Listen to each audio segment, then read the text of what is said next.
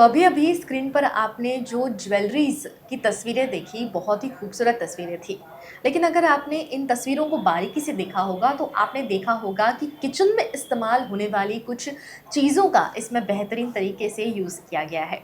जैसे अगर बारीकी से आपने देखा होगा तो इलायची, काली मिर्ची, धानी, इन सारी चीज़ों का इस्तेमाल करके इन 8 पीस को तैयार किया गया है।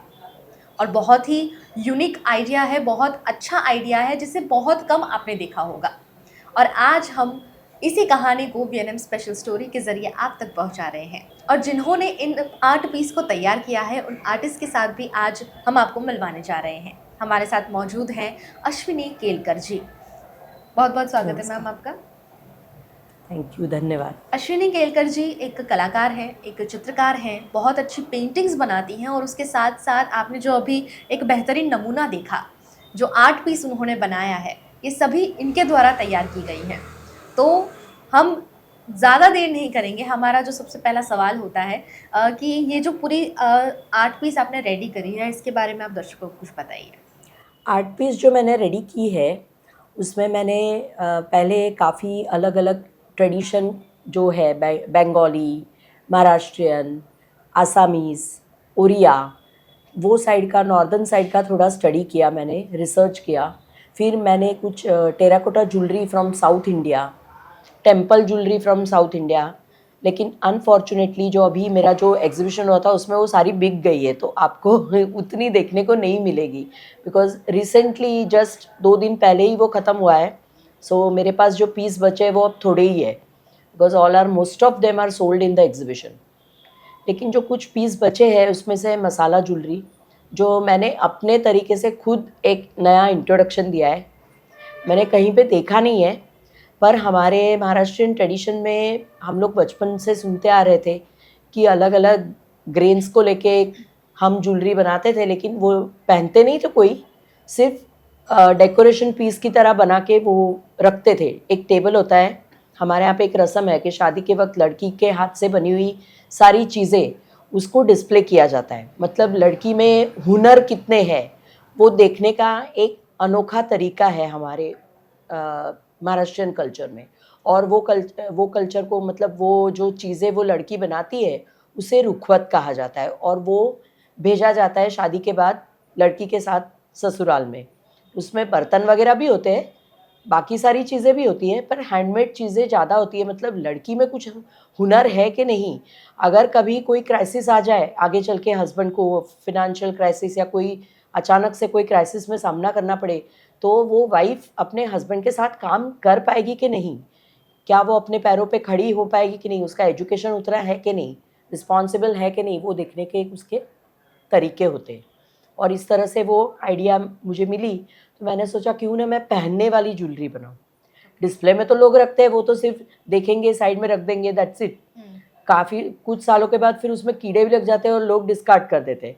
तो मैंने सोचा कि कीड़े ना लग जाए, तो मैंने उड़ीसा के कुछ धान ज्वेलरी, बंगाल की धान ज्वेलरी, वो सबका मैंने स्टडी किया।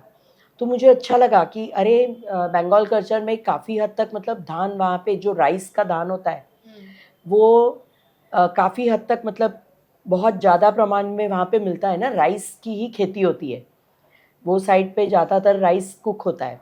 तो राइस के कुकिंग की वजह से वहाँ पे क्या, धान तो पकता ही है और अक्खा धान मिल जाता है वहाँ पे।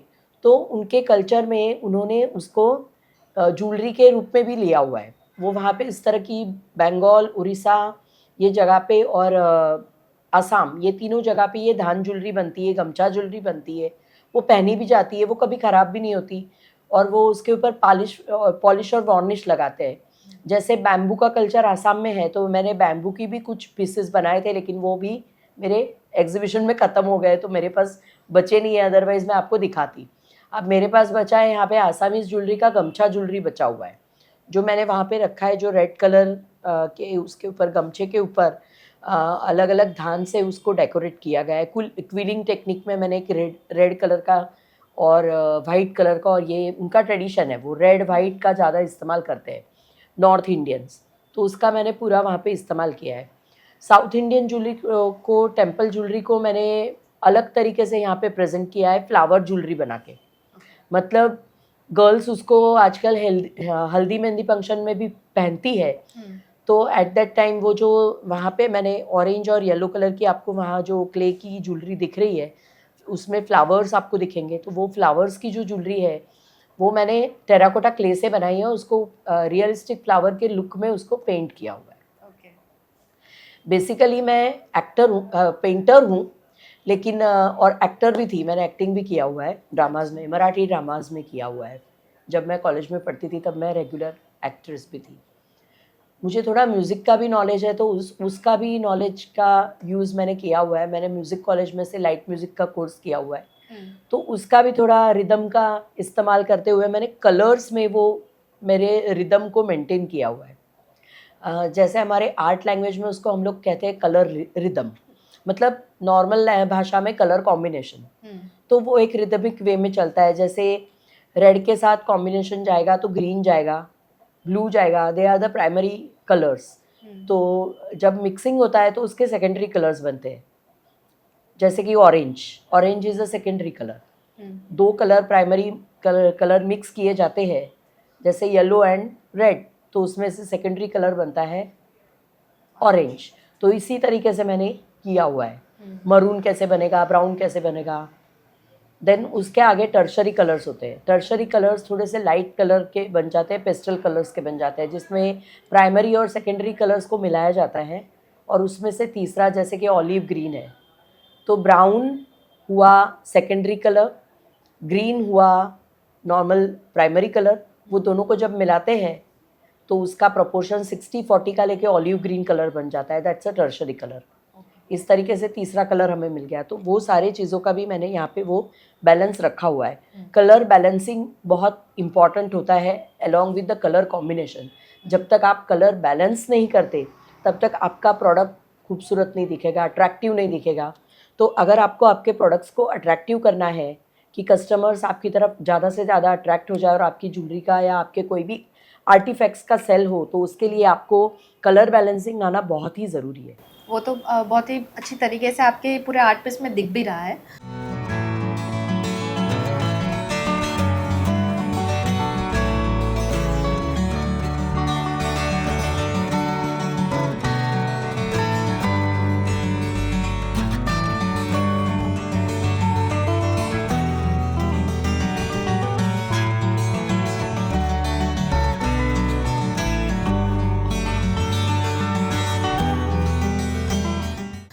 इसके साथ में आई थिंक शुगर ज्वेलरी के भी बारे में आप बता रहे थे, तो हाँ, उसके बारे में शुगर बताइए। ज्वेलरी के बारे में ऐसा है कि जो हमारे महाराष्ट्रियन ट्रेडिशन का एक कल्चर का पार्ट है, जो नई नवेली दुल्हन होती है और दूल्हा होता है, जिनके शादी को 1 साल नहीं हुआ है, ऐसे जो लोग होते हैं, तो पहले साल भर उनके हर महीने अलग अलग जो भी फेस्टिवल्स आते हैं अलग अलग तरीके से मनाए जाते हैं, नए दुल्हन और दूल्हे के, same way new born babies के।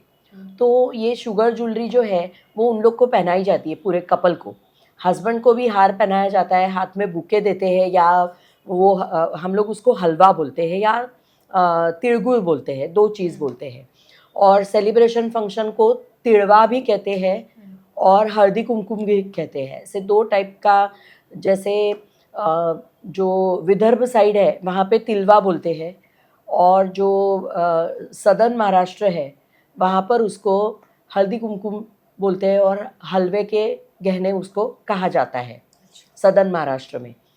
और मुंबई से लेके मतलब कोस्टल पूरा ट्रैक जहाँ से शुरू होता है अपना महाराष्ट्र का, वहाँ से लेके गोवा तक यही कल्चर को फॉलो किया जाता है।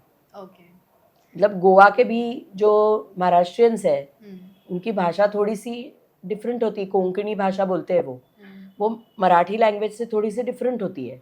जैसे विदर्भ साइड जाएंगे तो वो अलग होती है, मतलब नागपुर की तरफ।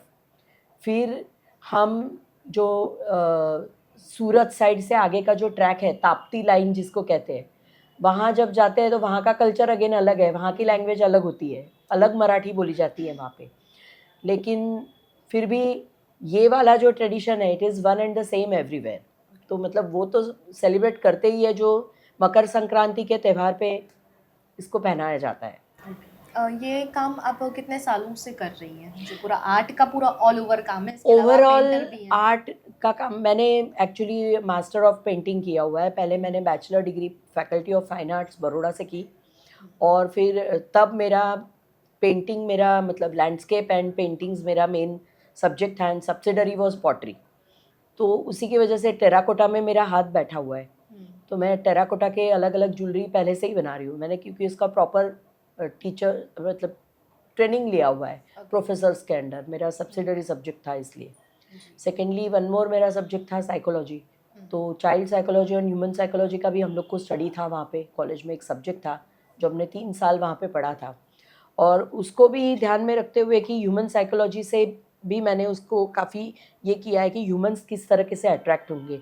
जैसे आप इस वाली कलकत्ता वाली जो बंगाल की ट्रेडिशन है, जहाँ पे दुर्गा पूजा का बहुत इंपॉर्टेंस होता है, तो मैंने ये पूरा वुडन और गोल्डन बीड्स का इस्तेमाल करते हुए ट्रेंडी बीड्स लिए, लेकिन इसका पॉलिश कभी ख़राब नहीं होगा, एज इट इज़ रहेगा, क्योंकि मैंने अच्छे क्वालिटी के बीड्स का इस्तेमाल किया हुआ है। और उसके ऊपर पूरा दुर्गा माता का जो रिलेटेड है वही मैंने वो ज्वेलरी में डाला है। जैसे मैंने ईयरिंग्स और उसका जो पेंडेंट है वो दुर्गा माता का जो फेस है वो बना के रखा है।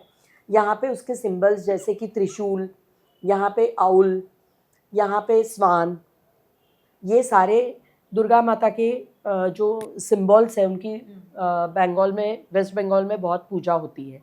तो उस पूजा के टाइम पे इस तरह की ज्वेलरी बंगालीज पहनते हैं दुर्गा पूजा के वक्त। तो वो कल्चर को मैंने फॉलो किया है। यहाँ पे ये जो आप फ्लावर ज्वेलरी देख रहे हो वो तो आजकल ट्रेडिशन बन गया है। वहाँ पे पिंक और ब्लू भी आपको दिखाई देगी। तो वो तो आजकल सारे लोगों ने वो ट्रेडिशन एक्सेप्ट कर लिया है कि अलग अलग ज्वेलरी को मतलब शादियों में लोग पहनते हैं। हाँ। मेहंदी, फिर हल्दी, ये फंक्शंस में उनको पहना जाता है।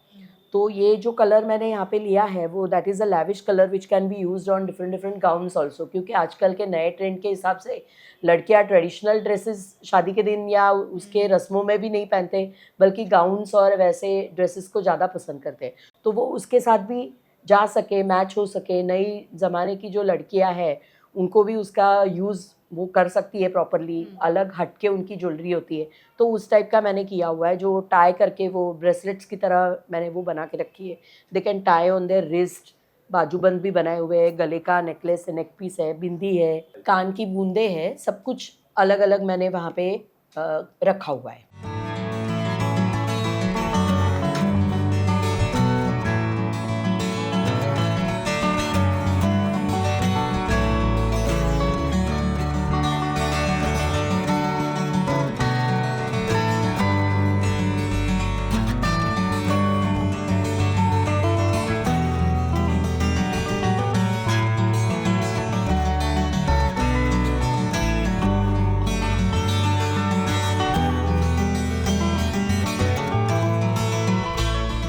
कितना वक्त लगता है आपको इन चीज़ों को बनाने में? ये ज्वेलरी को बनाने में डिपेंड करता है उसके डिज़ाइन के ऊपर। अगर कोई हल्का डिज़ाइन है तो मैं उसको 15 से 20 मिनट में भी ख़त्म करती हूँ, और यदि कोई हेवी डिज़ाइन बना रही हूँ तो उसमें मुझे 2 दिन भी लग जाते हैं, कभी कभी 3 दिन भी लगते हैं। और शुगर ज्वेलरी में तो पूरा एक सेट बनाने में मुझे कम से कम 3 से 4 दिन लग जाते हैं। जैसे कि पाँव के बिछुओं से लेके माथे की बिंदी तक का अगर पूरा सेट बनाना है लेडी का, तो मुझे पूरे 5 दिन लग जाते हैं। अगर कम है, थोड़ा उनको कुछ कुछ चीज़ें नहीं चाहिए, वो ऑप्ट कर रही है कि मुझे ये नहीं चाहिए, ये वाली ज्वेलरी नहीं चाहिए, तो भी मेरा एटलीस्ट 3 दिन में एक सेट ख़त्म होता है। क्लीन एंड फिनिश्ड प्रोडक्ट की तरह मैं उसको बनाती हूँ कि भाई कोई पहने तो वो सही दिखना चाहिए। कैसे भी आड़ा टेढ़ा बनाया तो वो मज़ा नहीं आता। हम खुद भी नहीं पहनेंगे ना, कोई हमें गंदी सी चीज़ देगा तो क्या हम पहनेंगे? नहीं पहनेंगे। तो वो पहले मैं याद रखती हूँ कि भाई सामने वाले को वो पहनना है, and the person want to look beautiful, attractive. तो वो चीज़ ध्यान में रखते हुए कलर कॉम्बिनेशन, उसमें भी मैं कलर कॉम्बिनेशन का बहुत ध्यान रखती हूँ।